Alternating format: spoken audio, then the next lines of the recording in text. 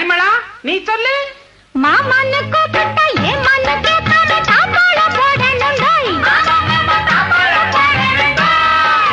மானன்னு தேனின்னு மல்லிகை பூ வச்சு மாரோட சாய்க்கணுண்டாய்.